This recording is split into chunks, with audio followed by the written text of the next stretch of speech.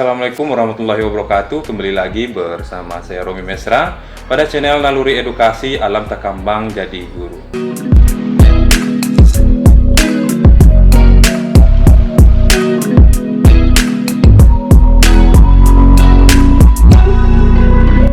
Assalamualaikum warahmatullahi wabarakatuh.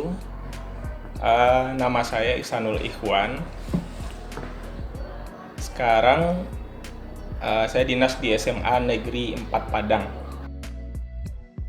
Saya di samping bertugas di SMA Negeri 4 Padang, baru-baru ini mendapat amanah lagi yang luar biasa. Ini menjadi Ketua MGMP Sosiologi Sumatera Barat.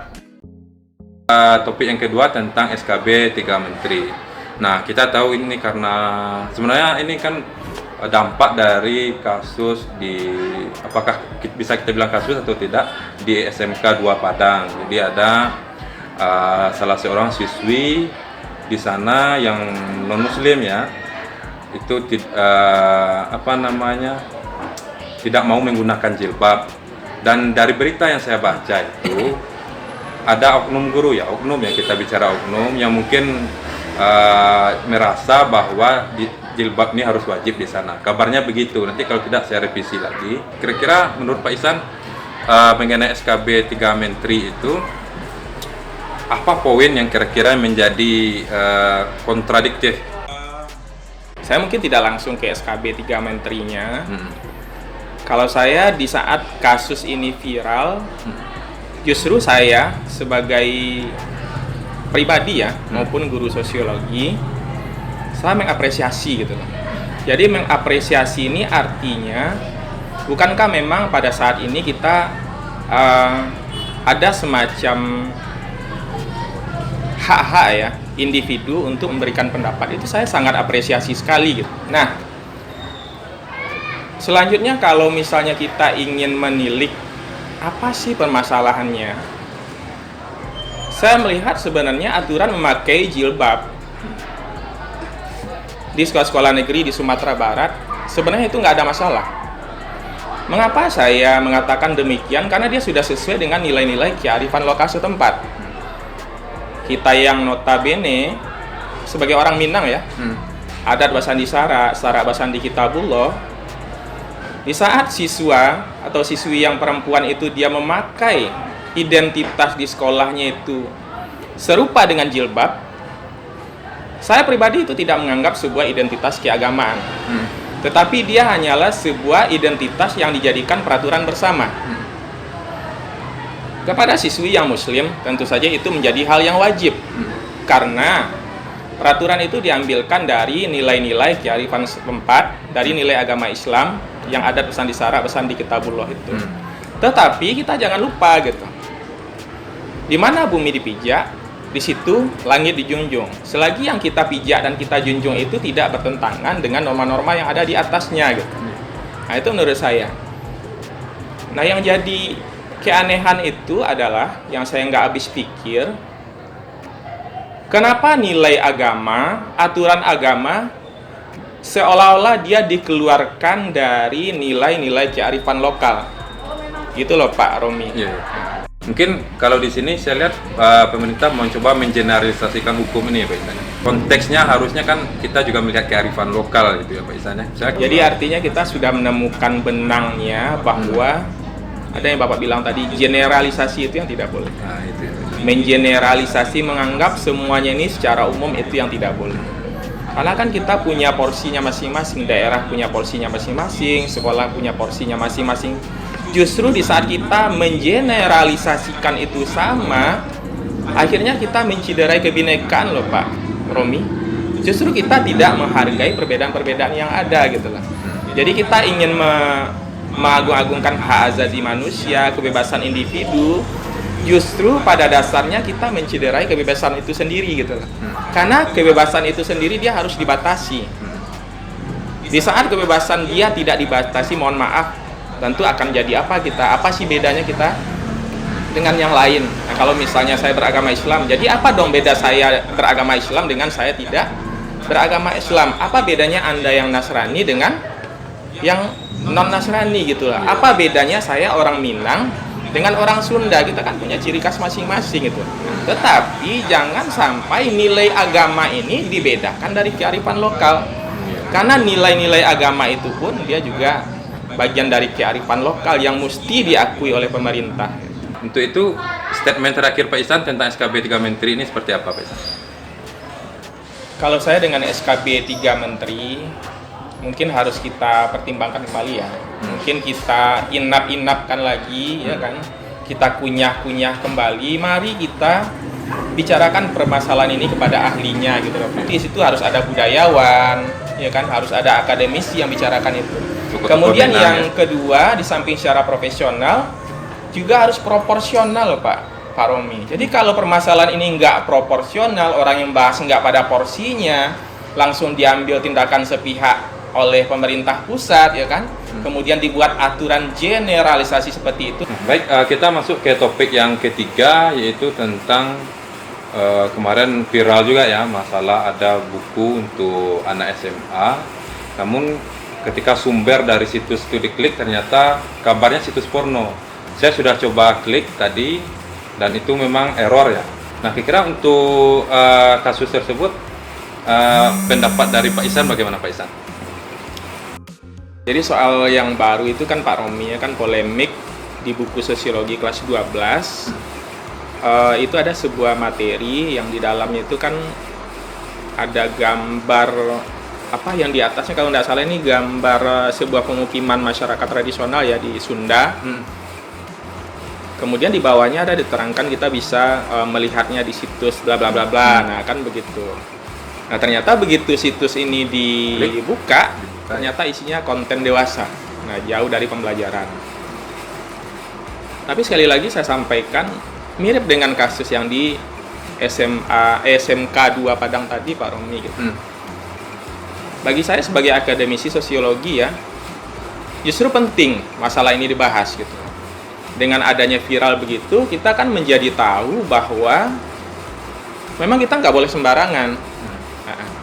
Sehingga hendaknya permasalahan ini terjadi itu nanti benar-benar dibahas oleh pihak-pihak terkait gitu lah. Apakah dinas pendidikan misalnya di Jawa Barat, atau misalnya Kementerian Pendidikan, atau siapapun yang memang berkompeten di bidangnya begitu loh. Kalau tidak salah buku itu tahun 2016. Masalahnya mencuat di 2021. Ada apa ini sebenarnya? Ada dua kecurigaan. Yang pertama, apakah ada unsur kesengajaan untuk masukkan konten dewasa? Atau memang itu adalah situs biasa pembelajaran yang bisa diambil pelajaran di sana, tetapi hari ini dihack, kan begitu, diretas dan segala macam. Nah, kita kan bisa saja berandai-andai. Apa yang kurang masalahnya di sini adalah satu, hendaknya buku itu kan ber-ISBN ya Pak ya. Ada izinnya secara nasional. Tentu kedepannya kita tentu lebih jeli lagi, baik memilih maupun memilah yang akan kita terbitkan. Kemudian dari pemerintah terkait gitu ya, pihak-pihak terkait tentu lebih cermat lagi untuk melihat apakah memang secara materi, secara konten, ya kan, kapasitas yang ada di buku tersebut itu memang tidak akan menjadi polemik di masyarakat gitu. Dan hikmahnya bagi kita sebagai guru, baik guru sosiologi maupun guru apapun, kita kan sekarang sudah ada namanya Merdeka Belajar. Merdeka Belajar ini ditujukan untuk dua hal. Yang pertama, kepada guru itu sendiri sebagai pendidik, dia boleh memakai metode materi apapun asalkan sesuai dengan kurikulum, termasuk media, konten yang digunakan, baik itu dari internet, itu kan boleh secara bebas, asalkan tidak mengarah kepada hal-hal yang memang tidak diperbolehkan oleh pendidikan. Kemudian yang kedua, siswa pun juga seperti itu. Siswa merdeka belajar dengan media apa dia belajar, bisa dengan HP, ya kan, internet dan segala macam. Nah, di situ titik temunya gitu. Jadi siswa itu sekarang tuh jauh Pak Romi lebih cerdas. Nah, akhirnya guru pun tentu ada selangkah lebih dahulu daripada siswa gitu loh. Jadi kita tentu nanti akan lebih arif menyikapi hal ini, dan kedepannya kita betul-betul mempersiapkan pembelajaran ini sehingga tidak akan menjadikan polemik tengah-tengah masyarakat. Itu kira-kira Pak Romi. Nah mungkin ini juga ya Pak Ihsan ya, guru juga harusnya mencek dulu ya. Ya. Misalnya ketika memberikan materi, kalau ada sumber dari internet, kita yang klik dulu Pak Ihsan. Iya. Baru kita nanti ajarkan ke siswa atau mahasiswa. Dan ini terkait dengan SDM sebenarnya Pak Romi. Mengapa saya membicarakannya SDM? Alhamdulillah dengan kebijakan Mas Menteri yang baru ini kita kan merdeka belajar ya. Justru guru diberikan hak-hak sepenuhnya untuk berkreativitas. Tapi bagi ada oknum guru yang tidak kreatif, misalnya kan seperti itu. Nah itu nanti akan membawa kontraproduktif bagi dirinya sendiri gitu. Kalau dia benar-benar guru yang mempersiapkan pembelajaran, tentu dia tahu, ya kan materi apa yang mau dibawakan kepada siswa, tentu tidak akan menjadi polemik gitu. Tapi kalau hanya sekedar mencomot, meskipun dia mencomotnya dari situs yang resmi dan segala macam, tapi kalau dia tidak mencek, hanya sekedar mencomot saja, dia tidak mempelajari apa yang dipersiapkan, maka itu kan penting kita mempersiapkan pembelajaran. Kalau kita betul-betul mempersiapkan pembelajaran, saya rasa polemik seperti ini tuh nggak terjadi Pak Romi gitu. Nah disitulah merdeka belajarnya itu ada gitu. Jadi kira-kira saran dari Pak Ihsan untuk para guru sosiologi ya khususnya berkaitan dengan hal tersebut itu apa Pak Ihsan? Ini sebagai closing saja, closing statement juga. Iya. Bagi saya, kita sebagai guru-guru sosiologi terkhusus baik di Sumatera Barat maupun dimanapun di seluruh Indonesia, mari kita melakukan profesi kita ini dengan profesional. Gitu. Kenapa kata-katanya profesional? Karena di saat kita menjalankan profesi kita sesuai dengan SDM yang ada, sebenarnya permasalahan ini tidak akan menjadi polemik di tengah masyarakat. Tetapi di saat profesionalitas guru kita masih dipertanyakan, tentu akan terjadi hal-hal yang dampak negatif di tengah-tengah masyarakat sebagaimana yang kita rasakan ya, sehingga ranah guru itu hanya ranah pendidikan, tetapi kita tidak akan membahas pada ranah politis, kebijakan dan segala macam. Meski demikian, terutama dia sebagai guru sosiologi, tentu saja apa-apa yang kita bahas di tengah masyarakat juga bukan sesuatu yang bisa kita diamkan begitu saja Pak Romi gitu. Kita bisa sebagai pengamat, kita bisa sebagai kritikus juga, dan kita juga bisa mengevaluasi terhadap diri sendiri juga sehubungan dengan profesi kita sebagai guru, terutama guru sosiologi. Baik, mungkin itu tadi kita punya 3 topik dan ketiga topiknya sudah selesai.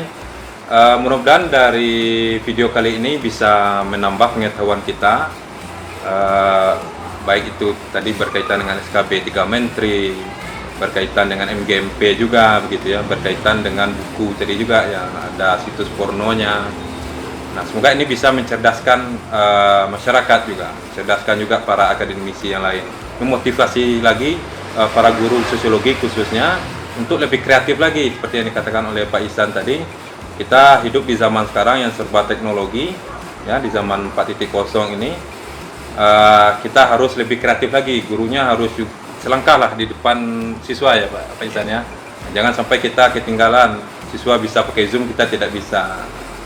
Kalau bisa lebih lagi dari itu. Mungkin itu bagi teman-teman atau Bapak Ibu yang suka dengan video ini, jangan lupa like dan jangan lupa juga share ke teman-teman yang lain. Mungkin juga membutuhkan informasi ini. Terutama jangan lupa subscribe, karena subscribe itu gratis. Saya Romi Mesra bersama Pak Ihsan undur diri pada channel Naluri Edukasi Alam Takambang Jadi Guru. Wassalamualaikum warahmatullahi wabarakatuh. Waalaikumsalam. Naluri Edukasi Alam Takambang.